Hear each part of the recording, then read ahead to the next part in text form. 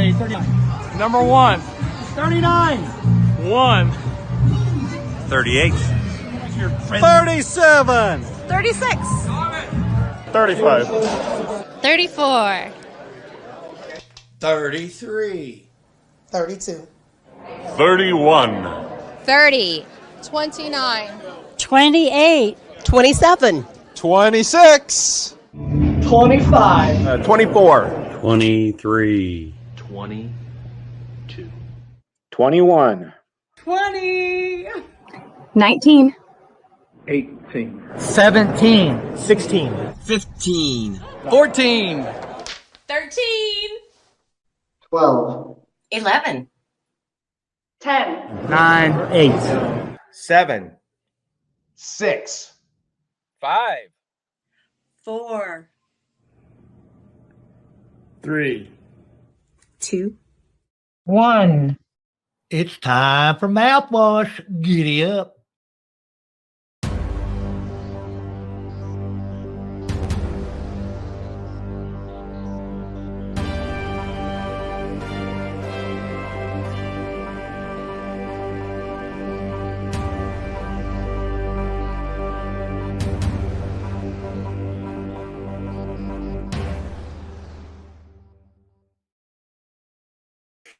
Good evening and welcome to the Mouthwash Talk Show, a minty fresh take on politics. And wow, we got an action-packed show tonight for you.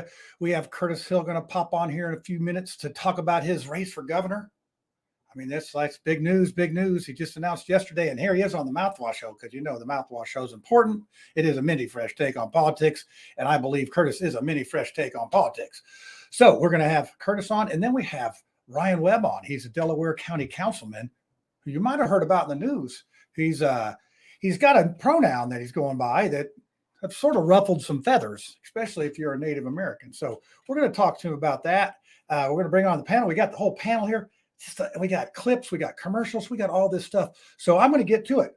If you've been watching our show on Channel 40, it is an edited version. I do about 28 and a half minutes of the show that is live tonight, which will be on next Monday at 11 p.m. instead of 9:30 p.m. So I'm going to go ahead and play this freshly done promo. I just got it done about a half hour ago. We're going to play this promo, and on the other side of this promo, we're going to have Curtis Hill. So, hey, enjoy this little bitty promo here, and let's get ready to talk to Curtis. Have you heard the news about the Mouthwash Talk Show? You mean the Mouthwash Talk Show, a minty fresh take on politics? Yeah, it's moving from the 9:30 slot. It'll be the same great show, just at 11 p.m. Wow, that's a great show. I think a lot of folks will tune in at 11 p.m. So make sure you catch the Mouthwash Talk Show at 11 p.m. Mondays right here on WHMB Channel 40. Oh, wow, that's really good there. My internet hopefully is going to be good tonight. So I'm feeling minty fresh. Yeah, it's minty fresh. You got a minty. You need to shake up this governor's race. I mean, come on, we got 3 people out there. They're a little. I think but we I know already you're did. going to do it. I think we already did shake things up. Yeah, we did. So Curtis, hey, there might be a couple people on this show don't even know who you are. Tell us who you are and what's going on. My name is Curtis Hill. I'm the former Indiana Attorney General, the 43rd Attorney General for the state of Indiana. I'm a former prosecutor, having served 4.5 terms in Elkhart, Indiana, and I'm running for governor. We announced yesterday, had a Fox News hit, and it was covered nationally as well as all over the state. So it's time for change in Indiana. Yeah, I think that you've done you've done a really good job. You've been more than fair with me. I always tell folks that 80% why I vote for somebody is you can get a hold of them. Because if you can't get a hold of your representative or the person you've elected, they're not a lot of help to you. And I got a few of them that refuse to even answer any phones or answer any questions. And I got some severe problems here in Mars Hill. Can't get any help. So maybe your governor, you could funnel some money down here and help us out in Mars Hill and all that, because I know you care about the people. And I'm gonna play a little clip because you've been on our show 3 or 4 times. And we had Dana Black, and Dana Black was going to be on tonight because her and Ryan Webb have had really, opposite positions on what they're. I can imagine.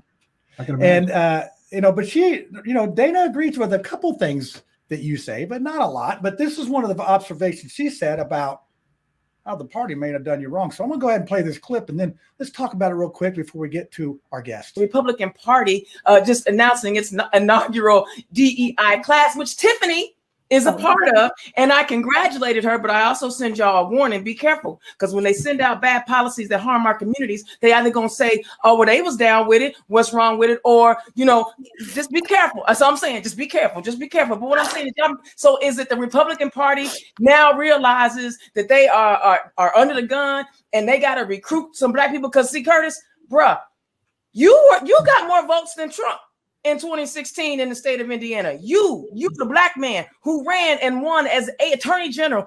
Black man in Indiana got more votes than Trump. But what did they do 4 years later? They primaried you up out of there, brother. So you can't tell me that the Republican Party is all about diversity and inclusion. And when they had a true winner, a true winner on their team, they said bye-bye to you. I don't even know why they did you like that. You got more votes than Trump in 2016. I mean, so she's got a point. She's got a point. But I want to say this: what Dana's missing is when she says the Republican Party, because we're talking about certain aspects of the Republican Party, certain leadership positions. From day one, I was a threat to the established Republicans. I didn't ask to come down and be anointed by anyone, and it was pretty clear from day one that I was going to stand up against the status quo.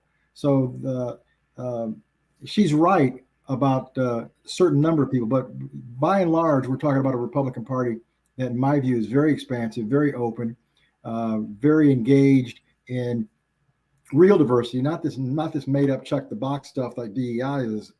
That's all crap.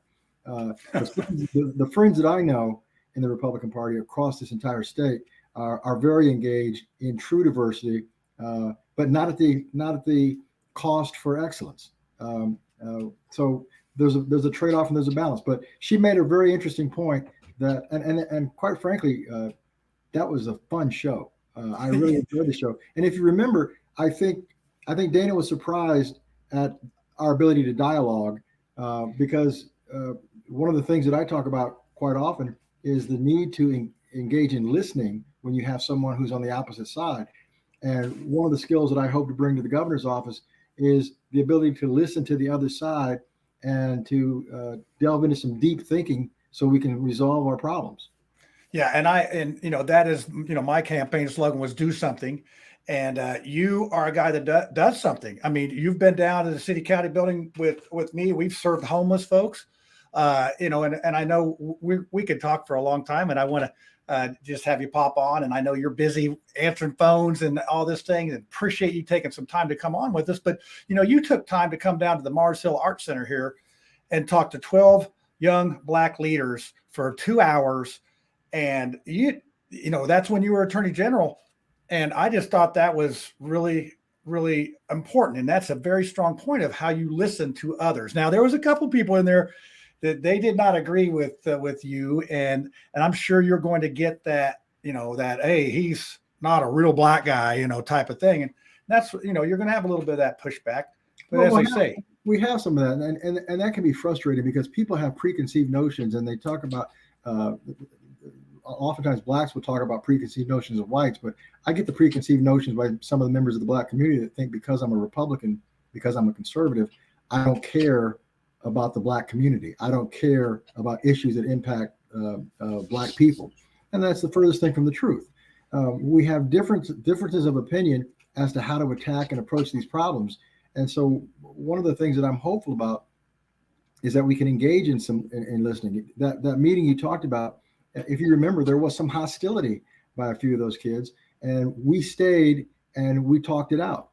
Yes. And I think at the end of the day, there was a greater degree of civility and respect for having undergone that fire. Sometimes you have to listen, take some time, and empathize with someone so they get that you care, that you're concerned. And then once you get that level of concern and trust, then you can start to engage in, let me tell you about this. Let me give you the data. Let's talk about some real things now that we've developed a relationship. Yeah, and I know you are that guy. You will be a great governor. I'm wishing you all the luck, and we'll have you back on later and you could go for like number 5 or 6. You're going to be on the all-star list of the Mouthwash talk show. And hey, just because you came on our show, we've had some several winners that have come on this show, and they're sort of outside establishment folk too. So hey, once we win, I'm going to bring my tin hat and participate in the conspiracy.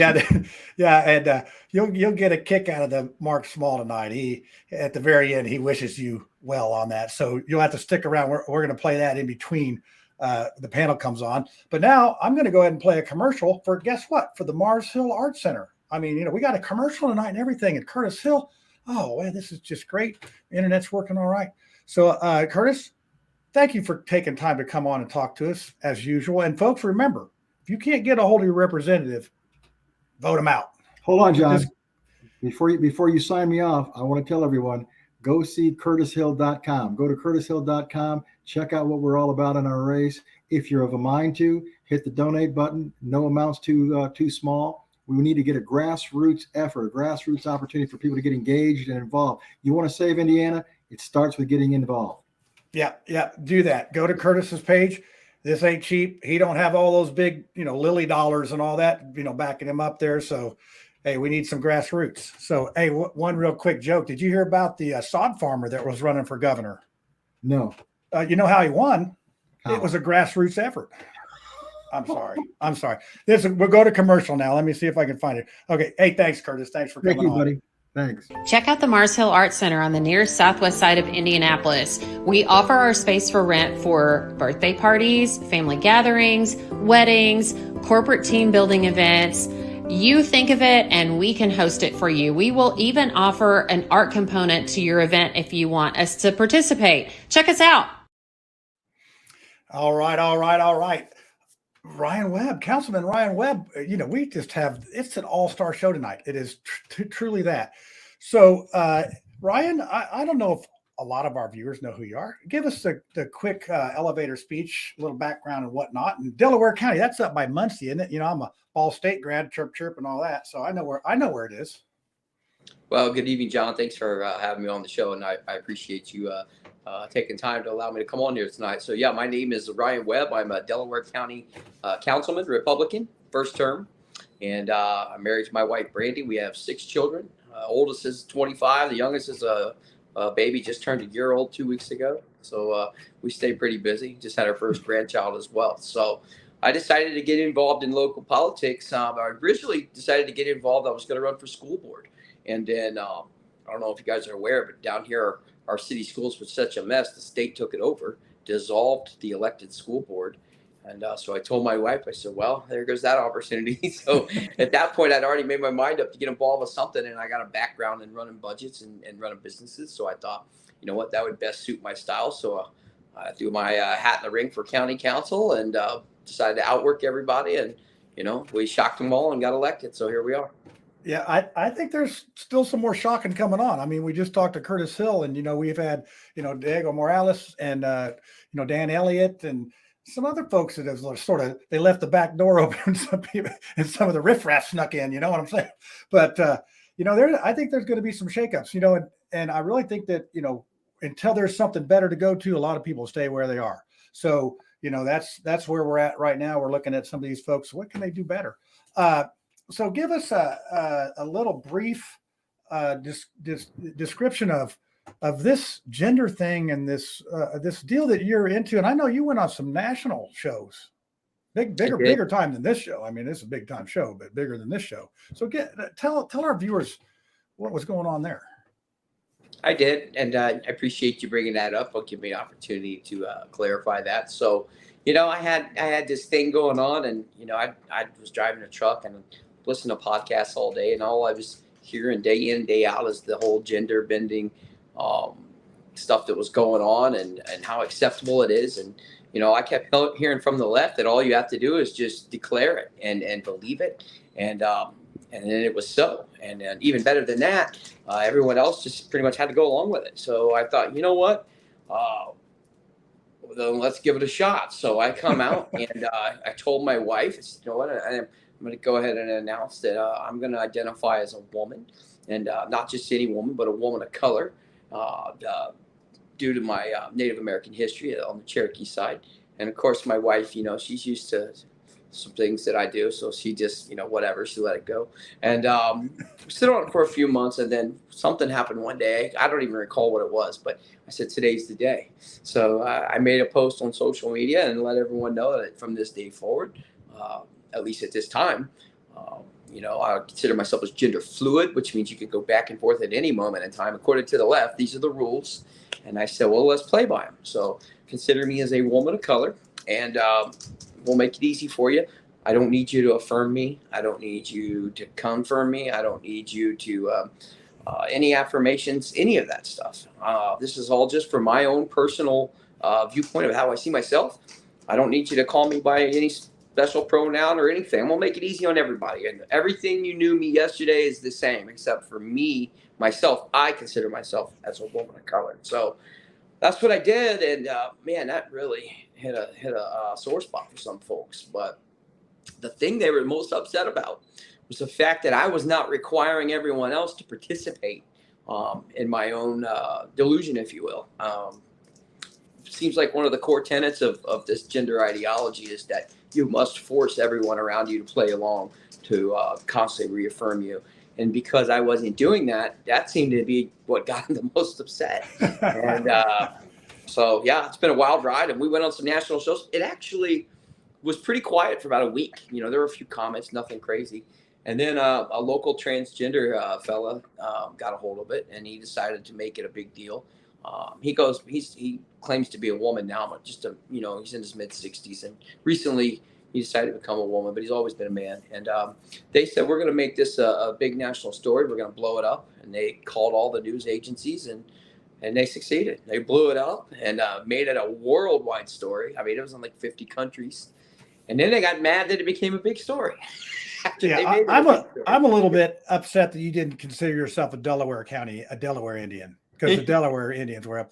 I mean, come on, that's obvious. And you went with Cherokee, but that's okay. Well, I mean, there's reasons for that. And people don't realize this, but I really am Cherokee. I'm like 25% Cherokee. My great grandmother's name, and I've never said her name on any of the shows or podcasts I've done because people would probably think that was me just messing around. But I'll give you her name now, and I'm being dead serious. My great grandmother is full-blooded Cherokee, and her name was Anna Savannah Carolina Tennessee Churchwell Webb.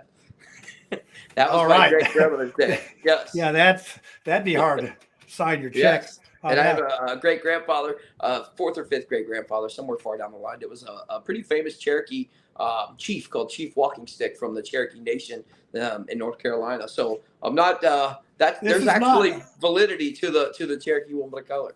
Yeah. So I don't want to offend you, but so how should I address you this evening on the show? Do you have another name associated with this ultra ego, so to speak? Well, you know what, I wasn't really sure how to go. I try to make it simple for everybody. Just keep the same pronouns. You can refer to me as Ryan or Councilman Webb, and he and him. I kept that all the same. But I did feel a certain attachment to this transition, and I just felt this calling to change my name. But I didn't want to go too far with it, so I changed my name from Ryan, the male version, to Ryan, the female version.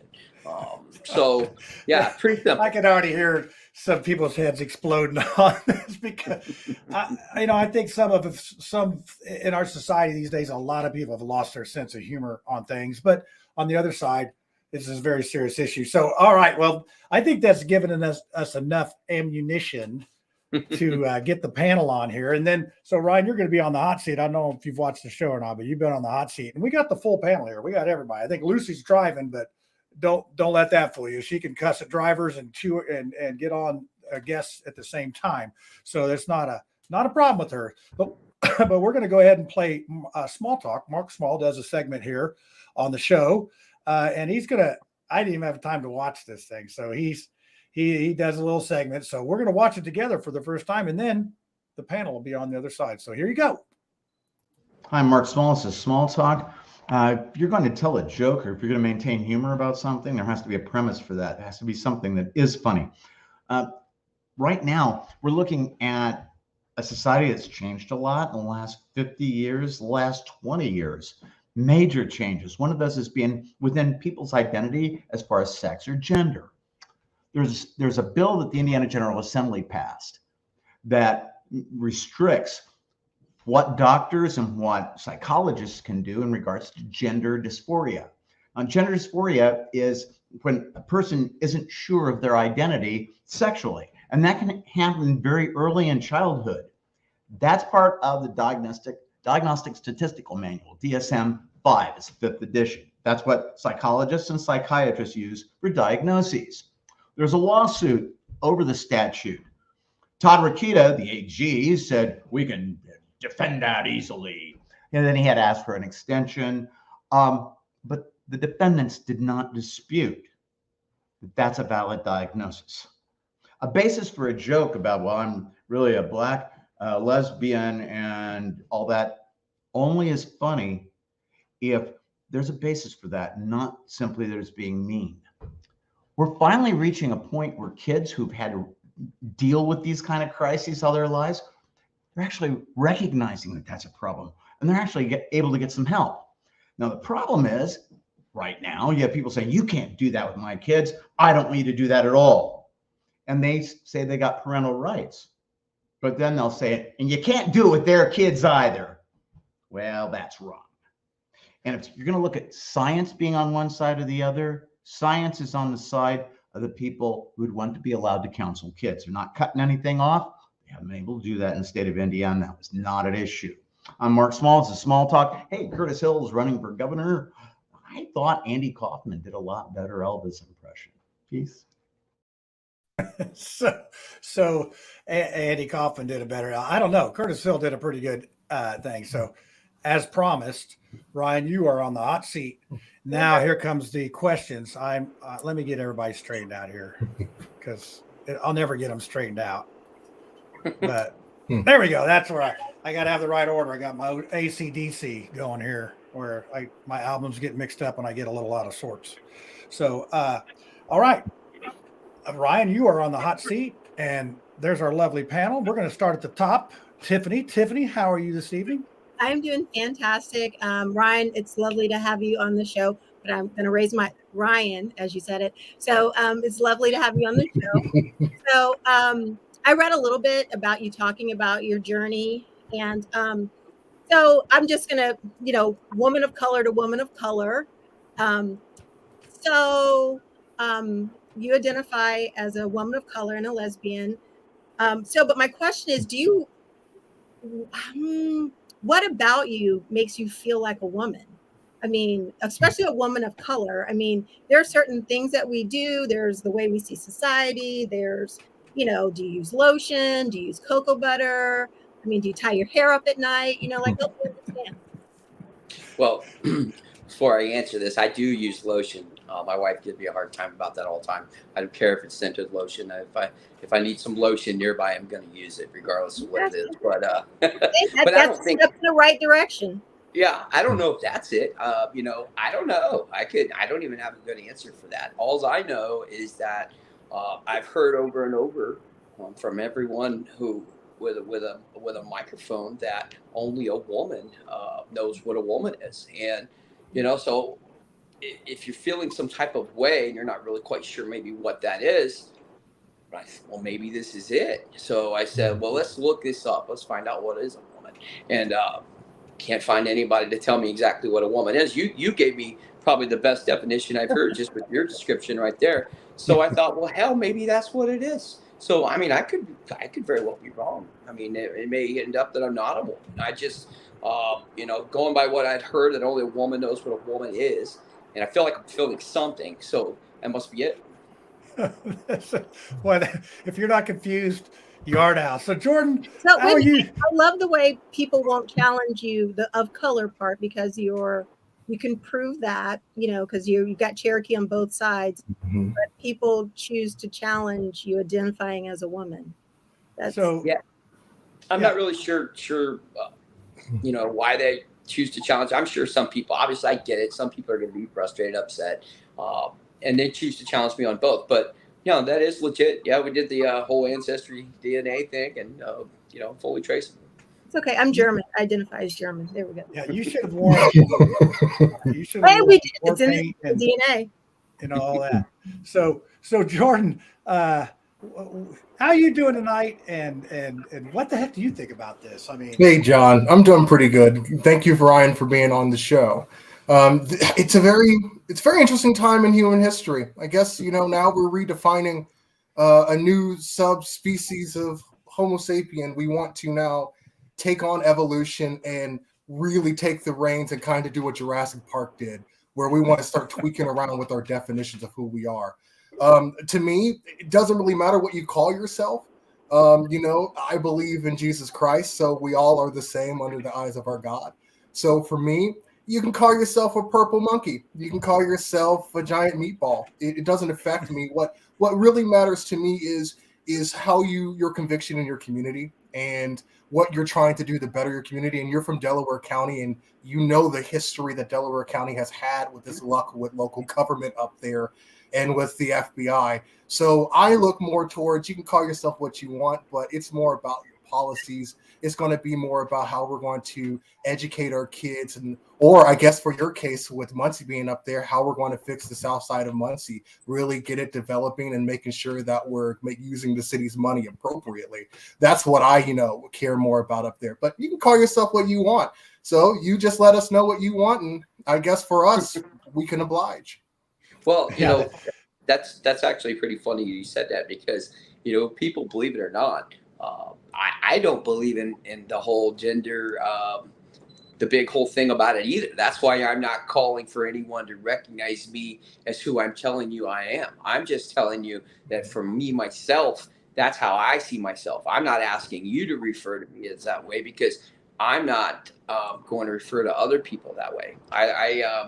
I'm a Christian conservative, and I tend to, I have a great deal of sympathy for someone who feels like they're legitimately born in the wrong body. I have a great deal of empathy for that. That has to be awful.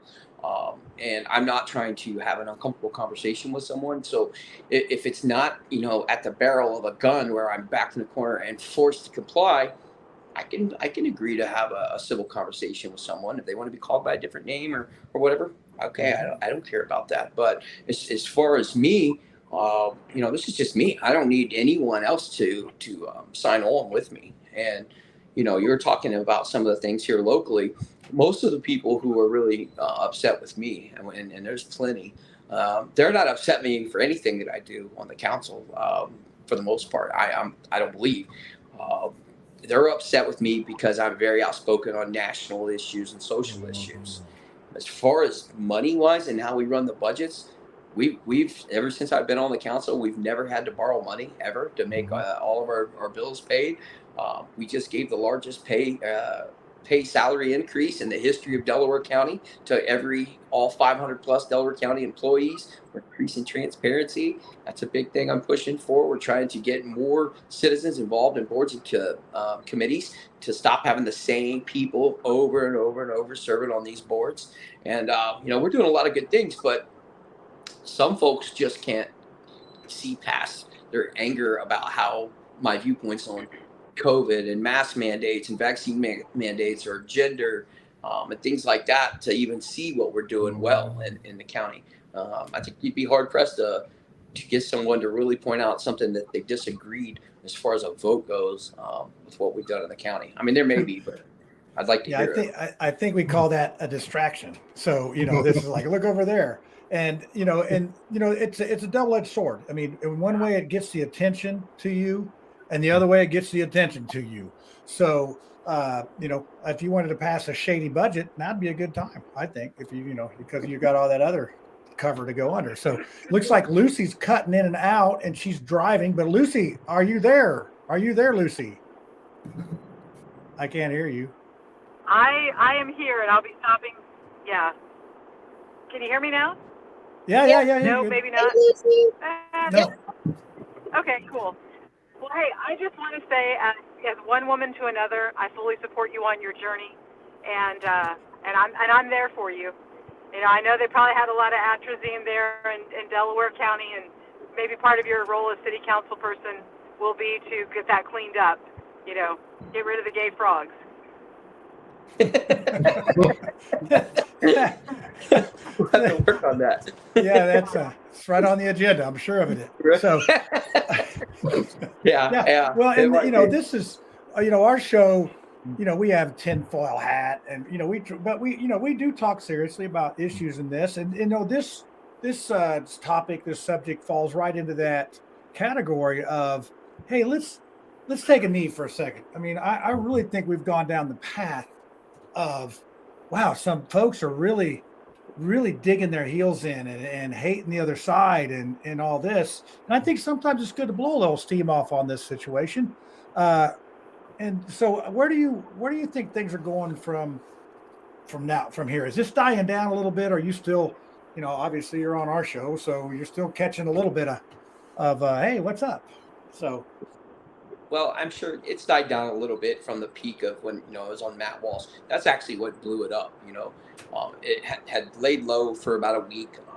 A transgender fella got a hold of it, kind of blew it up, and then it kind of picked up some steam for another week. And then it was kind of dying down, and then Matt Walsh got a hold of it, tweeted it out, and then it just went crazy. And then that's what I did. Jesse Waters and Matt Walsh and Piers Morgan and Glenn Beck and all of these conservative media outlets, and so it's not at the peak that it was, but I still get recognized all over the place wherever I go. But here's what you got to understand, and this is what a lot of people miss the boat on.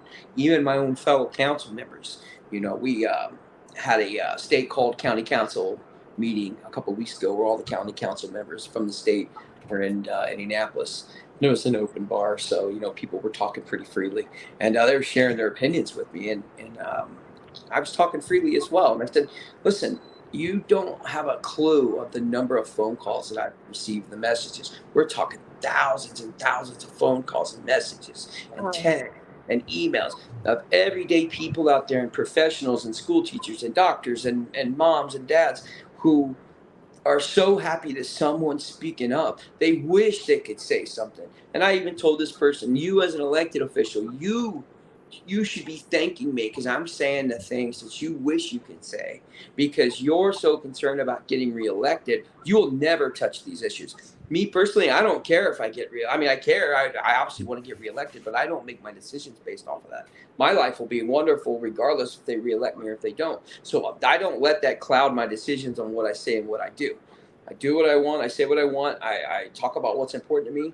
And if people want to support me and reelect me, then great. If they don't, hey, I did what I wanted to do. I served the community, and I'll move on with that.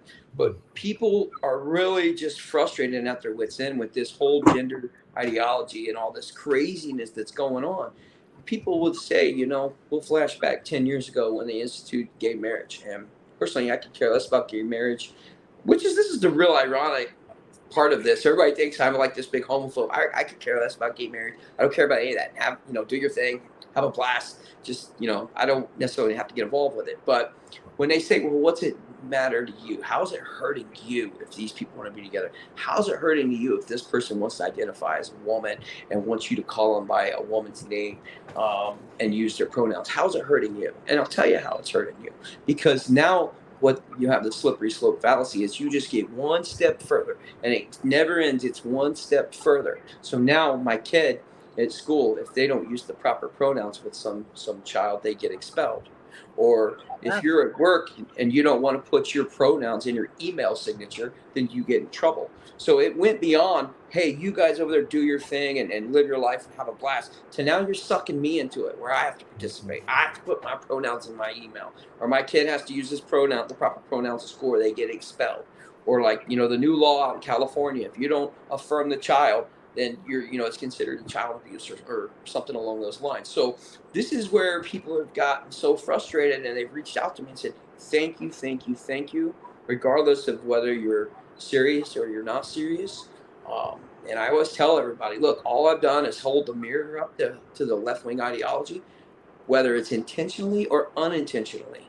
Doesn't matter. The point is the mirror's been held up, and they have done more to tear down their own ideology with their attacks on me than 100 of us could have ever done to them. They really set themselves back with their attacks on me. So I think that you asked where's this going to go? I see it continuing as long as 99 out of 100 people sit quietly and are afraid to speak up. And when the one person like me does speak up, it's going to continue going down that path until it really, really affects people personally, and then they might speak up. You know, my own ex-wife said, I agree with everything you said. I just don't think you should have said it. And I said, you know, I said, what the hell does that mean? I said, you're part of the problem. People like you, part of the problem. That's why we are where we are. And what people don't understand is there's a culture war going on, and you either have to get involved or sit on the sidelines. But it's coming one way or the other. I do agree. So just as a yes or no answer, and then I'm going to get Tiffany to ask another question. Do you think this has helped or hurt your campaign? This is a 50% one way or the other. Yes or no? Well, that's tough to say. My buddy says. Wait, politician. Wait a second, politician. This is yes or no. Is this helped or hurt your position? I guess. From the conservatives, I'd say it's helped me. Okay. There you go. See, we can train politicians on this show. It's not that hard. Yeah. So, Tiffany, continue the training of this politician here. We're going to shape him up and get him back elected again up there in the Delaware County. So I'm still like stuck on you being a woman of color, but I'm going to go with it. I think we need to monetize this. I mean, do you have some favorite like brands that you like? You should at least get some endorsements out of this. I mean, make your own like shea butter. You should do something. Yeah, hey, you're right, Tiffany. You are right on this. Make a T-shirt or something, or a bumper sticker, because what you're saying, I loved what you said about holding a mirror up to the ideology and what they're pushing. So I liked the Moms for Liberty webpage here in Hamilton County a year ago, and then they had their issue with their newsletter, and I've been drug all over Twitter as being the member of a hate group. And they run with it, not because I'm a member of that Facebook page, but because I'm a brown woman. And it blows their mind that a brown woman could be in favor of, like liberty and taking care of kids and, making sure that they're learning in schools and pulling some of the garbage out of our schools. I mean, of course, I did not write the newsletter, but I liked their Facebook page a year ago, and now all of a sudden, the same way you are the face of transgenderism, I am the face of Moms for Liberty, because it's just too much to understand that a brown woman could be conservative and want that for her kids. So I stand with you, my sister. I appreciate you saying that. That's actually one of the biggest hustles that the political left has been able to achieve, is convincing Black people and minorities that they're a race traitor if they identify with conservative policies, if they like conservative policies. And, go back to Biden. If you don't vote for me, you're not Black. And it's like so many people just continue voting for a particular political party because they think that that's what they're supposed to do. That's what I've always done. They don't realize this stuff evolves. This is not your granddaddy's Democrat Party. It's totally different, and the Republican Party as well. Look, I'm an outsider in my own party. Don't get it twisted. I'm a one-man show. I have to beat here in Delaware County. I have to beat Republicans and Democrats. My Republicans work against me just as hard as the Democrats, if not harder. So, I bet you probably speak for like the working class Republican, and that demographic outnumbers everyone. And I think sometimes they feel that they're unseen, but you're very logical, very factual. And I'm running for city council here in Fishers, and I'm spending time knocking on doors. And when I can talk to like blue collar Republicans, I mean, it warms your heart, and you understand how they feel pinched. Yeah, that's my biggest connection is people. I know politicians say this all the time. I mean, I'm not a politician. I'm just a regular guy next door. I ran because I got tired of seeing the same 12 to 15 names moving from one position to the next. And so I just decided to get involved. That's what actually put me on the outside of the circle with the local Republican Party. I didn't know the rules. I didn't know you're supposed to be an indentured servant to the party for 5 or 6 years. And then if you're lucky, they'll let you run for something. I had no idea. I just thought as a citizen, you just sign up and you run. So I did that, and I called the chairman, and I said, hey, I'm running for county council. My name's Ryan Webb. Nice to meet you. And he said, well, we've already got somebody for that position. I said, well, you misunderstood me. I'm not calling for permission. I'm calling as a courtesy to let you know that I'm running. And it was all bad from there. It's like, I'm telling you, I think I think the establishment politician is on some thin ice. I would say that. Speaking of someone who identifies as a black conservative, I think that's you, Jordan. Is that would you consider yourself that? I mean, yeah, I consider myself. Okay. I didn't want to assume. I didn't want to offend. Okay. So, no, I've never really been asked. So it's one of those. Well, welcome to the club. Yeah, I've never really been asked. This is really one of those situations that it is unique because you're right. You now become the face of it, the pseudo de facto face now for this movement, and you'll have people in the trans community that may feel like this is disrespectful or any case of that nature. But anything, if they are paying attention and they're not being impulsive, they'll realize you're actually giving them a platform to make their case. My biggest thing is, this is social court. It is a kangaroo court when it has to do anything with social opinion. It's a kangaroo court. So make your case as best as you possibly can. But in this case, with people expelling kids from school because they have to select pronouns, I'm more worried about our test scores. I'm more worried about, what's going on. Are these kids getting, fed every night? Are they being clothed? How can we help the families, be better and more prosperous? But yet it seems that the Democrats and this left agenda, this Marxist agenda, is so heavily embedded in trying to deconstruct what mankind is, what humanity's definition of being a human is. They're deconstructing it, and they're making this argument that's causing this artificial homunculus in the thought, that's causing folks to now be very confused on even how to do the basic normal necessity of parenting a child. A mother has this instinct that comes to her when she has her child, a natural instinct that Mother Earth gives to a woman. And the same thing with a family. Once that nucleus is completed, they feel something different that the rest of us that may are single or live different lifestyles may not ever get to experience, but we get to see it through the parting glass. And that is this natural ability to teach them how a young lady and a young gentleman is, and how to be honorable, how to honor thy God and mother and father. But now, because we're letting the outside media in to raise our kids, we are now the distant relatives to our children. And the media is the at-home parents. So us telling them, I'm not going to deal with this. Of course they feel disrespectful because they're taking the parents' rights away to allow their children to be free under God's name and to identify with what the Lord deems is appropriate for them. As an adult at 18, you can choose what you want. At 12, really, in the Lord's eyes, you can choose. At that point, you're accountable for your sins. But this child is accountable under this parent. So let this parent do what is important for their family, their nucleus, and their home. We have no right in that. But Jordan, I want to take that one step further. I think also as a parent, you have to think about your child's future. Mm-hmm. And as I look at this issue, it's like, what is going to better prepare my child for the future? Mm-hmm. I definitely would double down on math. I think Yeah. math is the number one thing to prepare children for the future. I do math and science, being able to write, being able to express themselves. So as much as, and I loved, Ryan, when you talked about not needing other people to affirm you. And I think that's really a very deep perspective.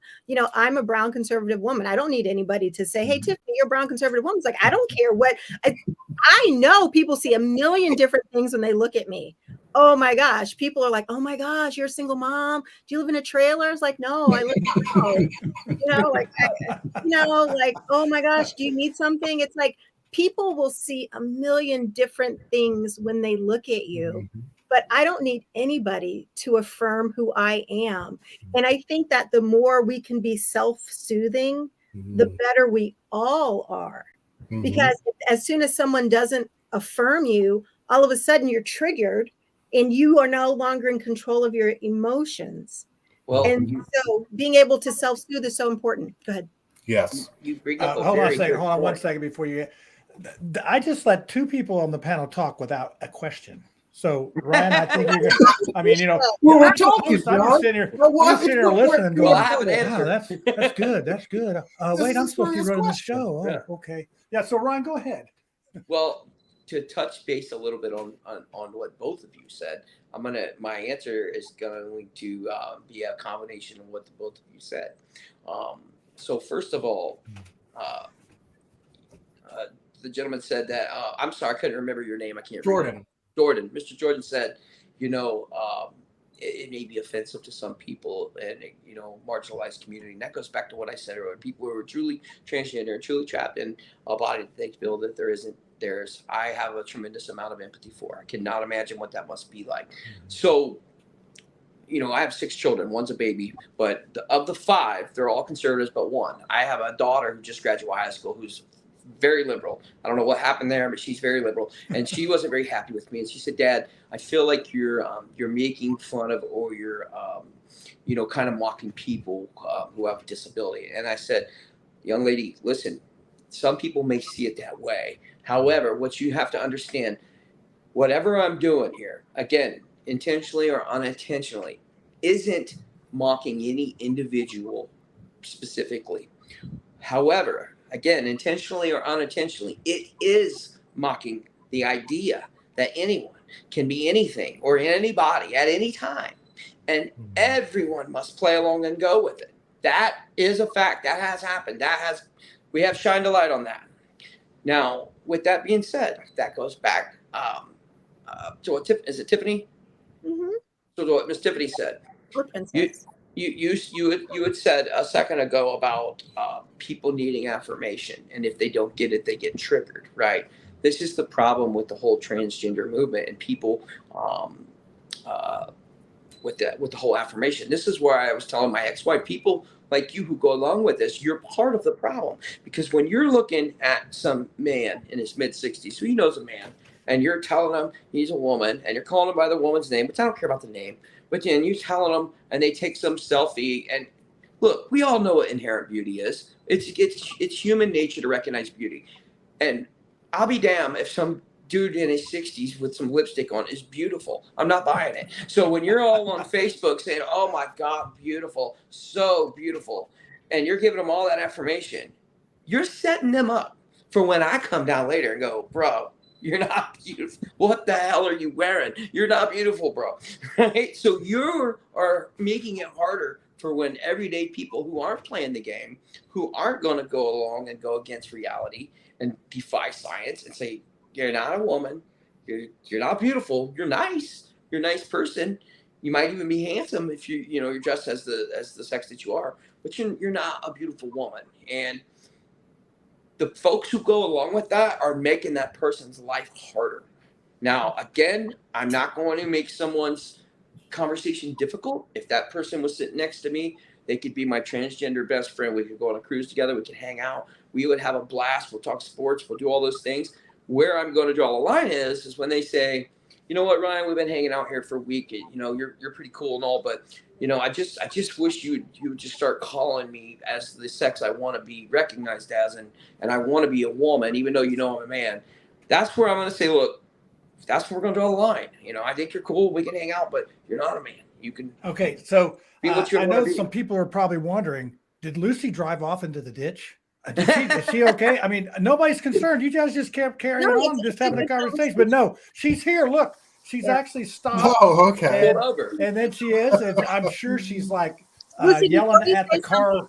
Lucy, before I just wanted to say one thing Sure. about what Ryan said about if people affirm people and tell them they look beautiful and they don't, then how they're just just messing with their head. So I was at a store. I was shopping for clothes, and there was I don't know if he was transgendered or if he just enjoyed dressing as a woman. It doesn't really matter. But what matters is he didn't have on the right clothes. And anybody who knows me, if you know me, and I see something, it's like, I'm going to help you. It's like, if you want to talk about makeup, you want to talk about hair, if you want to talk about clothes. And so I took him to the back of the store, and I was like, you need to try something like this, because we need to cover your shoulder and maybe do a 3/4 sleeve. And maybe we should do a skirt that goes down past your knee. You know what I'm saying? And something that kind of cinches in the middle to create a waist. It's like, if you choose to present like this, let me help you, present as good as you can. That's Because general politeness. yes, That's you being generally polite. yes, that part is very That's important. reasonable. Yes. Yeah, that's reasonable. I don't see any reason for anyone to go out of their way to make someone feel uncomfortable. Now, I think if you trade me with you in that situation, let's say I'm the fashion expert and I'm helping that person, I would do everything possible to make them look as well as they want to look. But the second they turn around and look at me and go, I'm a good looking woman, aren't I? I'm going to say, well, I mean, I guess, do whatever you're doing. I don't see it that way, but I'll help you get dressed and make you look as best as you can be. That's where I draw the line with it. So I'm with you. We do have to be polite, and then I would probably say, "Yeah, girl, you look good." But before we get to Lucy, I just want to make a comment about our society. If you think about it, we have, these glamorous movie stars and the highlight reels on Instagram and Facebook, and I think it really pushes everybody to think they're, going to be, Brad Pitt or whoever the popular person is now, the Kardashians or something. And I think that. I'm not going to speak for the panel because they're very beautiful, and you're 25% Indian, so you got nice complexion. But for me, I'm like, hey, I'm just an average dude out here just trying to get through it. So, but I think that has something to do with it. So, Lucy, you've been quiet long enough. I know you were driving, and now you're stationary, so you can really get in there. So, what do you got? And what I'd like to do, and Ryan, I don't know if you've heard this theory before. I don't believe that I'm the one that first thought of it, but I certainly am sympathetic to this idea. So I want to get serious for just a second, because Alex Jones was the first one that was canceled on social media. He was really the test. Wildly popular. He correctly identified that there are I think they're called xenoestrogens, but basically there are substances out there that are endocrine disruptors that, and this is real science, right? Like atrazine truly did turn the frogs gay. So we joke about that, but we've got to look at some other factors that are happening as well. So I'm very sympathetic and empathetic to people that have gender dysphoria, because, we're all swimming upstream in a sea of chemicals. Doesn't mean that I'm going to participate in their delusion, because I don't think that we should affirm delusion. But I'd like to put out there, most people get vaccinated. And the vaccines that are currently on the market right now were actually grown on the fetal cell lines of male and female children. So if somebody gets the MMR vaccine, it's a live vaccine. It has MRC-5 cells. Those were grown on a boy child.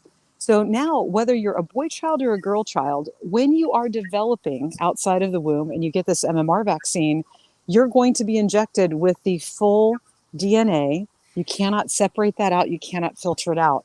So whether you're a boy or girl, you're getting assaulted with the DNA of a male child. Now, similarly, if you get the chickenpox vaccine, it has WI-38 cells, which are the cells of a female. And so now you have little boys being injected with the DNA of a little girl. What does that do? I mean, we know that vaccines cross the blood-brain barrier. So my question for you, Ms. Rihanna, is, have you heard that theory before? And are you aware of the xenoestrogens and literally the assault on our bodies by all of the different endocrine disruptors that are out there? Yes. I didn't know to the detail of which you just explained with the male vaccine versus the girl vaccine. And, I don't want to say I was against the COVID vaccine, but I didn't get it. But I'm not an anti-vaccine guy. I'm someone who never gets sick. I've never had chickenpox. I'm knock on wood here. I don't get sick very often. I get the flu out every 5 years. But I'm not an anti-vaccine guy. But there's definitely something happening. I did hear, Alex Jones, people write him off because he got it wrong on a couple things. But, man, he's got it right on a lot of things. And to what you're talking about I think what they were talking about of some of the chemicals was in like food packaging, and the plastics that would then make, it would convert estrogen to testosterone. So you would make girls feel like they're boys and boys feel like they're girls. I'm sure there's probably some of that going along. I think RFK mentioned something about it. He said something, I think his generalization was, you don't see autism and ADHD in Amish kids, right? Because they don't get vaccinated and they don't have the problems with ADHD and autism and stuff like that. But I do also think that there's a severe impact of a social contagion as part of this as well. You know, I'm 46, and I think I heard a stat the other day. I could be off by just a little bit of this, but I believe when I was growing up, it was like 5%, or maybe not even quite that much, out of 100 would identify as LGBTQ. You know, 1 out of 20 or whatever, and now it's 20%. It's 1 out of 5. You go to kids now, Gen Z, and 20% identifies LGBTQ. So is that legit? You know, when this whole thing come out with this whole gender identity thing, and my ex-wife was mad at me and saying, you know, my liberal daughter was mad because her little circle of friends, she said, well, she's got transgender friends. And I said, well, that's impossible. She may have one transgender friend. The rest of them are part of a social contagion, because it's like 1 out of 100,000 are truly transgender. And for them to all be in her little friends group, I just don't buy into the math of that being a possibility. So I think there's a social contagion going on, and I think there's probably some truth to that whole vaccine thing. You know, I think especially after social what you just said with the contagion. boy and girl thing. Yeah. I had never heard that before, but it sure makes a lot of sense.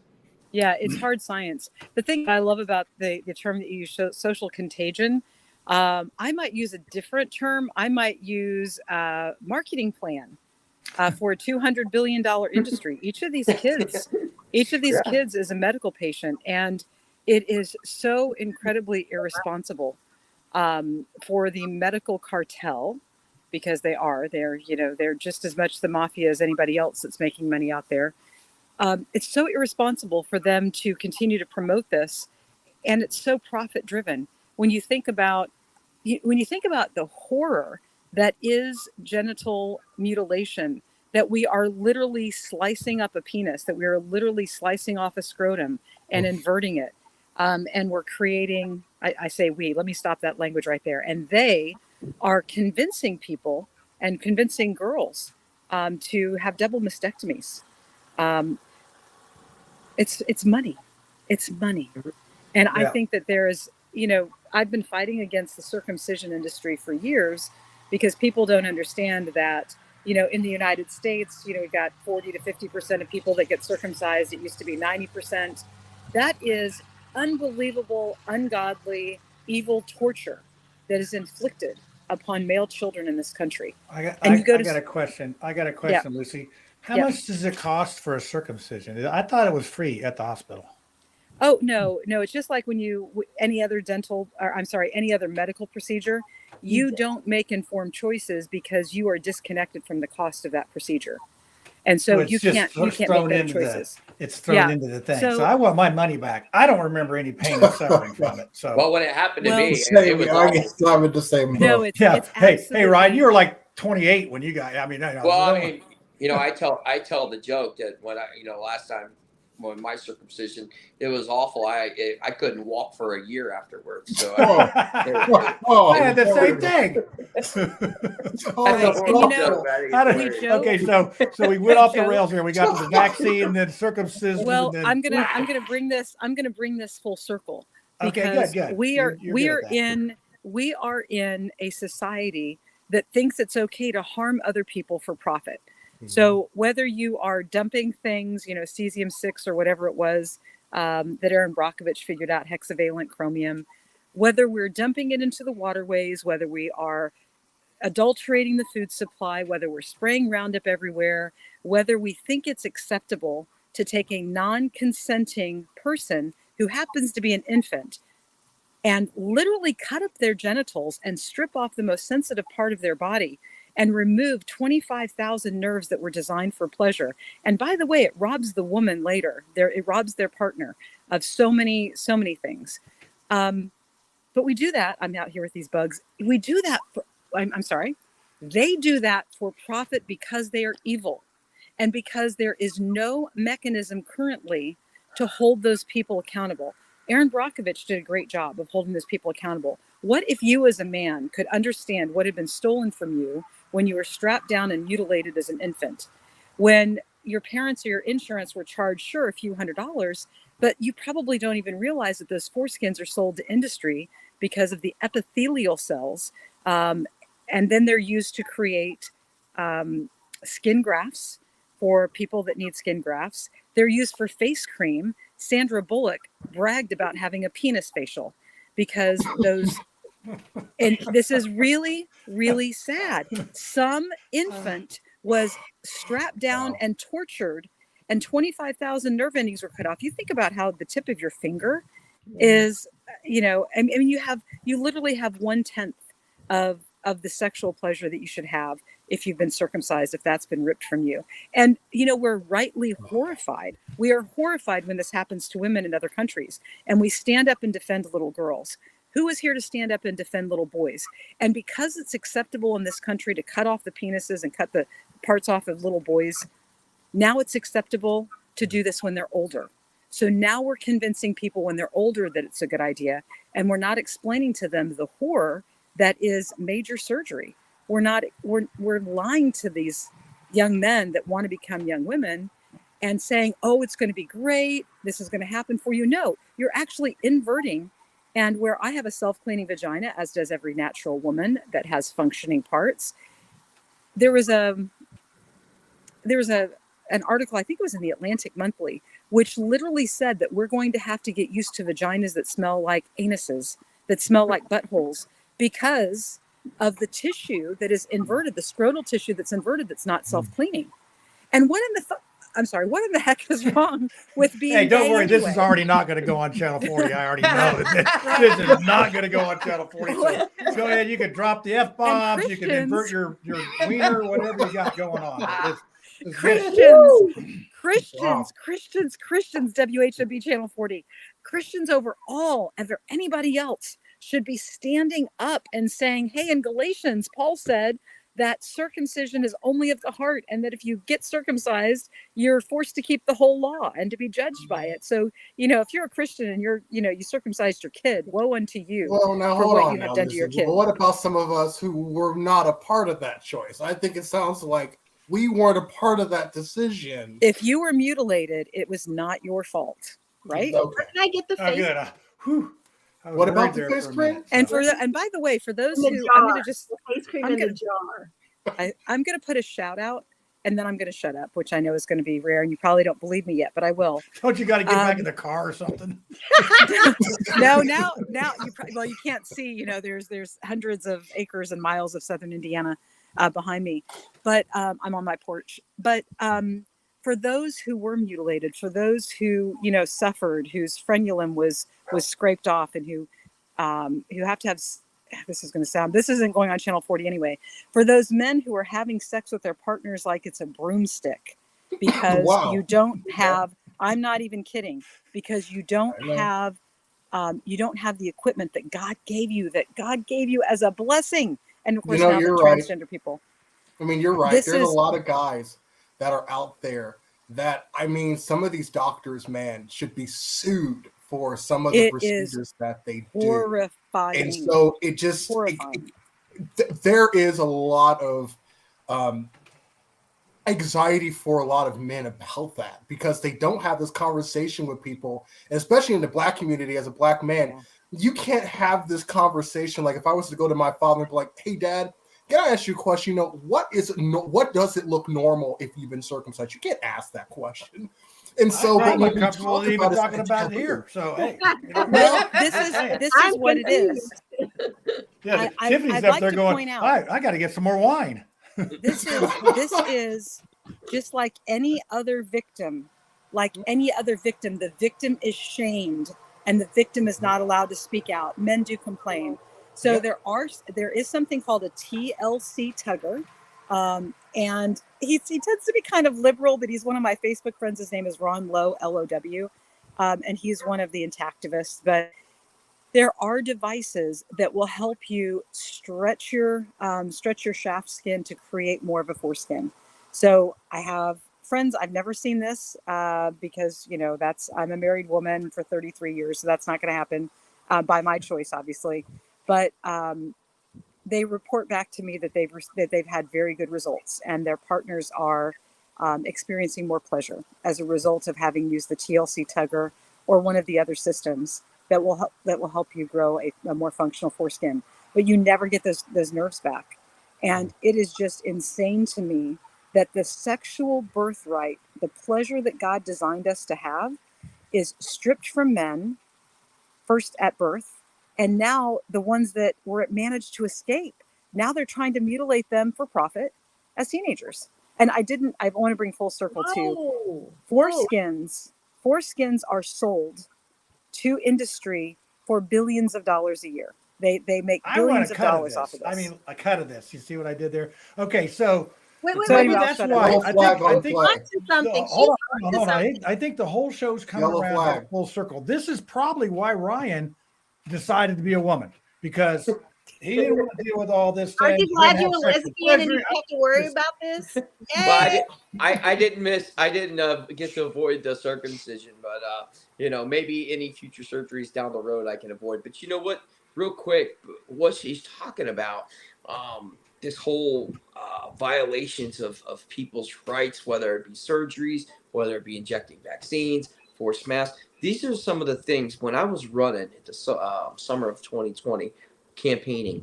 This was the craziest time in my modern life. The half America was on fire, riots everywhere. What was evil was now good. What was good was now evil.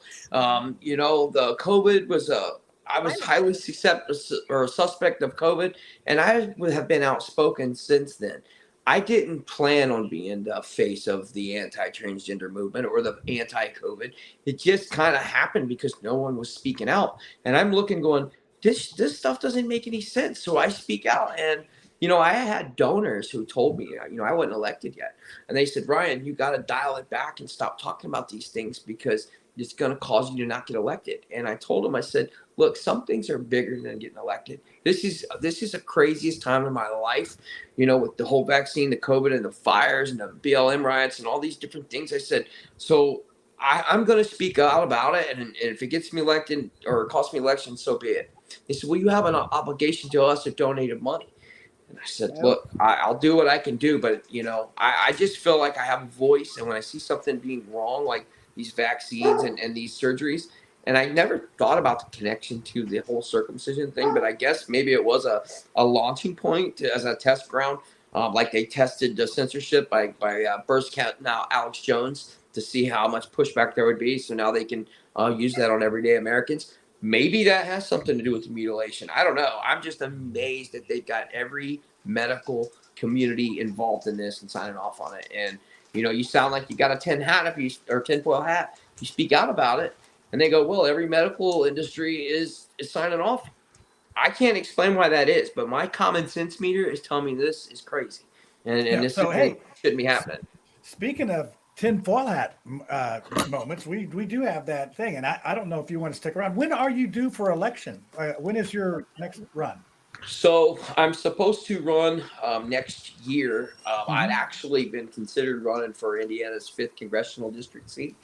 I was pretty much made my mind up that I was going to run for Victoria Sparks' open seat. And my wife and I sit and talked about it. And, it's so much effort that goes into that. I need a little bit more time before I take on a challenge like that. So I'm going to run for Congress at some point. I just don't think it's going to be next year. So, but my term is up next year. So if I wanted to run for re-election, it would be in the spring primary. The only thing to be decided was whether I will run for commissioner or county council again.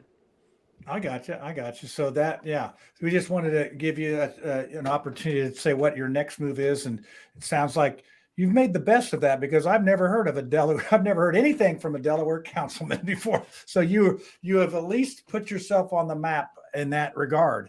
And I know you got more questions, Tiffany. I'm going to let you do one question, and then we're going to do tinfoil hat. And Ryan, do you want to stick around for tinfoil hat? I mean, yeah, I can stick around. All right. You don't care if you get reelected. No, it's like, you're good. So I was just, I'm just thinking about it. And I love how you're outspoken on some of those issues, because I feel like there's nothing worse than someone being elected and then all of a sudden they say something and people are like, whoa, whoa, whoa. That's not what we elected. So it is very brave and very smart for you to share some of your personal thoughts. That way, if people are trolling through, your Facebook page or some letter you wrote in 10th grade to the girl sitting next to you, they won't be surprised. So I do think that it's very honorable to be a person of integrity of character. And I think that's one of the things that the voters probably really like about you. And whatever level you serve at, it's a good thing to be honest about your thoughts and not pander to people, because you can't make everybody happy. You might as well be truthful. So congrats. Well, thank you. And that is one of I would say that'd be one of the key details that or characteristics you could probably say to me. Nobody is going to be surprised with me where they thought they voted for someone and got someone different. And that's what I tell everybody. You can like me or hate me, but you're going to know where I stand. I'm very vocal about pretty much positions that I don't even need to be vocal about. My dad tells me that. He's like, you don't need to announce that because you're going to automatically piss off half the people. I said, look, I would rather announce what my position on things and let them choose whether they like me or not than them vote for me and then later think they made a mistake because they didn't know me. I've been, and it's against the grain. It totally breaks the rules of a typical political campaign. But I'm outspoken. I say what I mean. I mean what I say, and I don't sugarcoat things. And and it's worked so far. I think that strikes a chord with most common everyday people. They want an elected official. Same thing with Trump. Whether you like Trump or not, at least you know who he is and where he stands. I tell everybody I don't want Trump to marry my sister. He's kind of a jerk, but at least you know where he's at. I'm a big Trump supporter, but I don't want him dating my sister. So I want people to at least know who I am and they can make their mind up whether they want to vote for me or not. I'd let him date my sister. I would. Yeah. So, hey, Ryan, it's been a pleasure having you on tonight, and we appreciate your honesty, and I think we need that in a lot more politicians. And as I say, if 80% is getting a hold of the person you've elected. So if you make a call, I'll tell you what, audience, call your representative tomorrow and see how long it takes them to answer you. Mm-hmm. And then if they don't answer you in enough time, you know what? Adios, amigo. You got to go. So real fast, if I could say something to that point right there, I answer every phone call. I return every email. When all this craziness was going on, I was getting 500 phone calls a day, and I was driving a truck, and I answered every single one of them. And I can't tell you how many people, when I would answer, they would be taken back, and they would say, I didn't expect you to answer the phone. I thought I'd get a voicemail, or I thought I'd get a secretary, or what. My dog's like, get away. And I'm like, no, I answer every phone call and I reply to every email, and I'm just a regular guy like you. I don't have a secretary, So yeah, I'm glad you say those things because you should be able to reach out to your representative. And I'll take it one step further. They should communicate with you on social media. If they're not going to communicate with you on social media, that's the same as them not taking your phone call. Yeah, or you could be like Mayor Hogsett and have somebody run your Twitter when you ask him about what's on Twitter. He says, I don't know what's on there. So, hey, it's like, I mean, he didn't even try to say, oh, I know it. He didn't even try to fake it. He just, I don't know. So you're giving me a hard time on social media? Oh, okay. Yeah, he didn't even have a clue. So we appreciate that. I thought I saw your cat coming on there, or was that your dog identifying as a cat? That was my dog identifying as a cat. I got 2 Dobermans, and they when they don't get attention, they start driving me crazy. Yeah, one identifies as a Chihuahua and the other one as a cat. So that's always, they're going to be in a Taco Bell commercial near you. So that's great.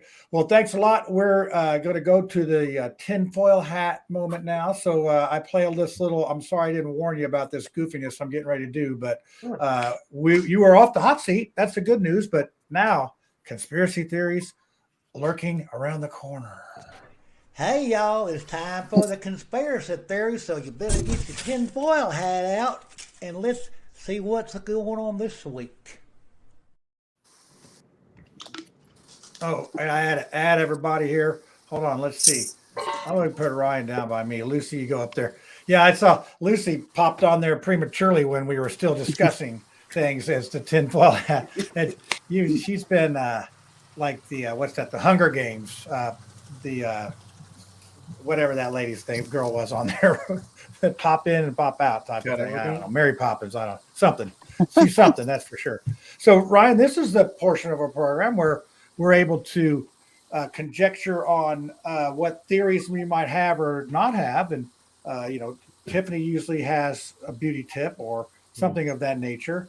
Jordan will come up with some, conspirafactish type thing. And Lucy is dead on with hers. I mean, it's like, she done the tinfoil hats just for the show on a prop. And I usually make something up after listening to them because just putting this show on is enough to make me crazy. So we're going to start with the All-Star Lucy. Lucy, what do you got tonight? Well, I'm going to go right back to Bill Gates, and like legit, the transgender agenda is very much aligned with Bill Gates' depopulation goals, depopulation agenda. You know, one of the things that has been used to depopulate, obviously, is abortion. So we can kill the babies before we get here. But, you know, isn't it more efficient to just get people to sign up to be sterile? And so, and Bill Gates, by the way, his father, who was an attorney, was also a contemporary and worked a lot with Margaret Sanger, who started Planned Parenthood. And she believed that people that were defective like me because I wear glasses, or perhaps your skin was a little bit dark, maybe you identified as a lesbian with a female named Orion, you know, whatever they would come up with that would say that you were defective was a reason to sterilize you. And as a result, in this country, tens of thousands and literally hundreds of thousands of people were sterilized in the 40s and 50s. I mean, this is very well known. It happened in Indiana too. And it all goes back to the work that Bill Gates has been carrying on of his father. And so now they've just simply taken it a step further in order to reduce the population, just like the Georgia Guidestones said. And that is, right now we have people signing up to be sterile. I mean, I've had 10 children and I've literally given birth to 10 human beings. What if they could have convinced me that I was actually a man? I mean, I was always a tomboy. I was always, you know, arm wrestling the boys and, you know, sweeping their leg and throwing them on the ground and doing some judo and stuff. I mean, maybe I would have thought that I was a boy, and 10 people could have been avoided. And of course, when you look at, you know, multi-level marketing, you start drawing the circles.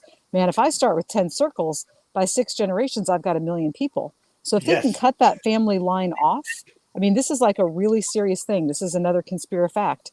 Bill Gates, it's all his fault. And he's also sterilizing us with GMO food, by the way. And the shikimate pathway, which is what Roundup messes with, that they say that you can't have a bad reaction to Roundup because we're mammals. We have mammalian cells instead of plant cells, which use the shikimate pathway. Well, I got news for you. Go look up Stephanie Seneff, Seneff. She's an MIT-trained PhD, and she will explain to you how, guess what? All of your gut bacteria, those aren't mammalian cells. Those are plant-based cells. So all of your gut bacteria has the shikimate pathway interfered with it, and that's why people who have autism often their symptoms are alleviated once they go organic and they get rid of the Roundup out of their diet, because now their gut starts to normalize because the Roundup is not messing with the shikimate pathway. So anyway, thank you for coming to my TED Talk. That was good. I always say brown chicken, brown cow, but that's whatever that other word you said was good too. So brown milk, chocolate milk too. Chocolate milk's good. It is good. It's tasty. So Tiffany's, you know, chocolate milk, you know, do you drink chocolate milk? No, not really. Not really. Not really my thing. Chocolate martini now. That's something totally different. Okay, that counts. It counts. I love chocolate milk. So I just wanted to move forward with something that Lucy was talking about our food source. I don't eat out of plastic containers. I don't store food in plastic containers. I try to drink milk without hormones. You just have to be really, really careful. I think everybody who watches our show, just go into your pantry, go into your refrigerator, read some labels, and try to eliminate some of those chemicals. You know, drinking from water bottles isn't good. Glass containers makes a big difference. My daughter, Michaela, she's maybe 5'5". Her dad is 6'3". I'm 5'7". When she was born, she was a pretty big baby. I gained 80 pounds, but that's a whole other story. But they were like, oh my goodness, you know, she's probably going to be about 6 feet tall. She had, you know, only organic meat, no hormones, hormone-free milk, and she's about 5'5". You know, she menstruated later than her friends, and developed later. And a lot of what kids are getting, the hormones in the foods, they're not good for them. We actually had to have a conversation about the HPV vaccine. And Lucy, I'll let you carry this one. I had to explain to her what HPV cancers were and why they're trying to vaccinate kids so early. You know, once we started talking about esophageal, mouth and throat cancers, and I told them how people that I told her one that those are HPV cancers, and that's why they're trying to vaccinate people. She, you know, it's we're completely under assault. I'm just gonna leave that there. So we've had two conspiracy facts so far. Jordan, do you have actually a conspiracy theory? But you don't have to have one. I mean, this is we're freelancing tonight. I think if I was going to go conspiracy theory, kind of staying in line with what they're talking about, you know, there is always going to be some type of nefarious or some evil agenda that's working against the better good of man. And 9 times out of 10, it's a good intention that leads to the road to hell. My thing is this. My conspiracy is I think this is all the workings that we were warned about and talked about in John's teachings. I think that we're seeing a modern day play out of Revelations. Of course, if you think it's literal, as in it's linear, it's going through it from beginning to end. It's going to do it all over the place. You can't predict it, but it is what it is. It's kind of like an atom. You can either see it and know its properties, but not know where it's going, or predict its path, but not know what it's made of. So clearly, it's evident that we're living in a time right now that is just it's just questionable. We can't even grow our own food. You don't own the land. Property taxes are too high. Yeah, I mean, where are you going to get the animals? And then how are you going to make their food? And so when you really start looking at how can you free yourself and get this independence that God has given man, you find yourself that this apparatus built by our hands are keeping us as far as east is to west away from that freedom. So my response, no conspiracy theory tonight, mine is of salvation. So my response to these concerns is put your faith and trust in the Lord. Hands down. Hey, there you go. Did you guys like talk before the show to get this, go like that? So we were talking in the green room. We were talking. Oh, yeah, in the green room. Yeah, it's actually more like a blue room that because we can't afford the green. The green's extra. So Ryan, I don't know if you can follow up on that, but hey, if you want to give it a shot, you can, and then I'll bring it home if you got something. Well, I have a couple of things that could be considered conspiracy theory. Let you think about it on your own. There's some rumors going around, and it's not really rumors. It's about patterns that are developing as far as leading us towards a World War III type conflict and drawing America into a global war. And what the reason for that is due to the Biden policies when Russia first invaded Ukraine, and when they put a freeze as far as sanctions on Russia, what that did was drive Russia and China together and to create their own currency called the BRICS dollar. And I don't know if you've heard much about it, but there's something in the works called the BRICS dollar, and there's 40 countries that have signed on to buy onto this dollar, where they're going to have their own currency, and it's backed by gold. Saudi Arabia is actually one of the countries. And if this happens, you're talking about the tanking of the US dollar, which would make your money, my money, completely worthless. So the best way to protect yourself against that is to invest in gold, to invest in real estate if you can. But where that draws us into a potential war is, the powers that be, the money people, are they going to allow that to happen? Are they going to allow this coalition of 40 countries to create their own gold-backed currency that will cripple us as a nation?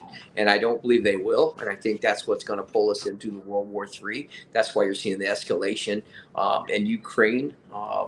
We just authorized the use of cluster bombs. We give them to Ukraine. Last year, when Russia used cluster bombs, Biden said that they were could be considered as war crimes, and now we're signing off on it, giving them their very own cluster bombs. So that's one thing that I think that it has to be really paid attention to get us pulled into that. The other thing, real quick, is just this whole ESG score and the way people ask why are such corporate America becoming woke, and with the whole pronouns and the gender idea, pretty much the left's ideology. And the reason that is this isn't really conspiracy. There is a fact. This is the ESG score that is driven by the 3 primary companies of BlackRock, Vanguard. I can't remember the other one, but there's 3 primary companies. State Street. Yeah, you're well aware of it, and they control 25% of the board seats on 80% of the Fortune 500 countries or companies. So with that type of influence, what we're seeing in corporate America is not going to slow down anytime soon. It's going to continue to get worse and worse and worse. And it's going to take people, conservative people, speaking up and calling out the nonsense when they see it. That's the only way to push back against it. Yeah. Wow. We're going to have to call this a moment of truth instead of the conspiracy fact. So I'm going to continue on that same vein of, I'm going to go out on the conspiracy theory that, Curtis Hill's going to win for governor and Micah Beckwith is going to win for the lieutenant governor. And they're going to serve milkshakes to everybody because they're going to shake it up. So that's my conspiracy theory. A lot of boys to the yard. Yeah, well done. Everybody, yes. Hey, this has been a great show, everybody. Let me get over here because Ryan, I am the producer as well on this. And I do want to give a shout out to Adam, our consultant / producer. He's lined up guests. He lined you up, and you've been fabulous. You've been fabulous. All your personalities have been great on the show. Even your cat there sticking its nose in there. That's maybe you should be a Barbie. Oh my gosh, you should be a councilwoman, woman of color, Native American Barbie. There we go. Barbie, yeah. They should do something. I was expecting to get some sort of recognition as the first woman of color council person in Delaware County history, but so far they've not recognized me. You should be a Barbie. Yeah, I wouldn't. You should be recognized for that. Yeah, I wouldn't hold my breath on that one. So, all right. Hey, thanks everybody for coming on tonight. Happy birthday, Spiro! Happy birthday, Spiro! Happy birthday, Spiro! Yes. Yeah, and we had a lively chat tonight. So, real quick, next week we have Stephen. What's his name? Stephen. But he is starting a newspaper in Martinsville, and he is going to expose some truths in the media. So I spoke with him today. So this will be fun. I mean, we had Ken Owen and Tom Cochran on, and we talked, they can speak freely because they're retired. They're out. But this is somebody in there fighting the media right now and trying to get rid of that bias. So, there's no bias, right, Ryan? There's no bias. Right. In the media. That's all facts. It's, actually, we were truthful tonight in the media as a conspiracy theory. So we changed places there. So, all right. Well, hey, we do have a new time at, if you're going to watch this show edited on Channel 40, it's going to be on 11 p.m. So, after that, I think let's drop a couple F-bombs or something, but you never know. But I know that middle section that Lucy was talking about, ain't getting on Channel 40. I'll get a phone call from Fort Wayne on that one. What's up?